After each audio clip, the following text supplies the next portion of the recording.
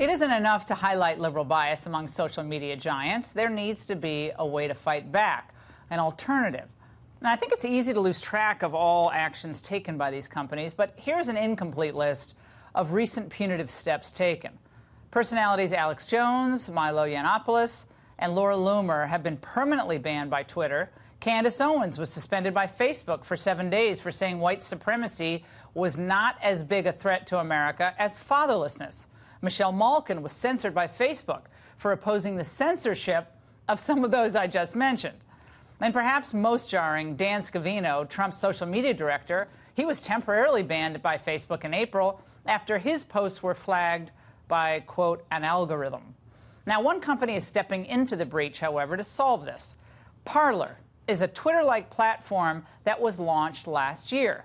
It's already attracted a number of powerful people, including Senator Mike Lee and Trump campaign manager Brad Parscale.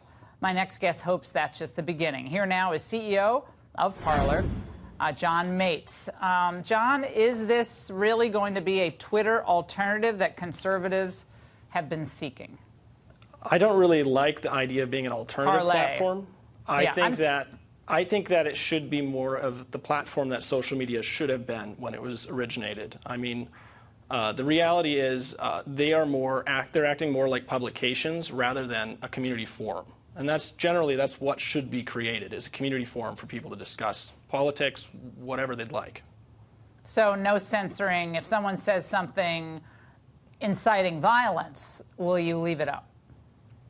Well, see, that's actually against the law. So anything that we kind of get involved with has to have some kind of constitutional violation, some kind of Supreme Court premise, something that says, hey, that's really not all right. There has to be a premise for it, though. We really don't want to get into the business of kind of determining what is and is not allowed to be discussed.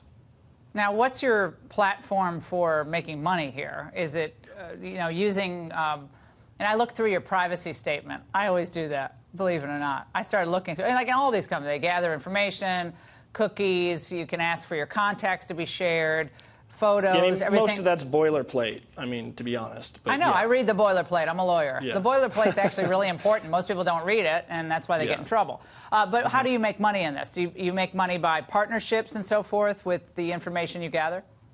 Well, right now, we're not no, we're never going to be selling any information, so there's that's not really in our business model. But what we want to do is kind of recreate what marketing should have been in a way that we're not targeting people, not using their information to find them.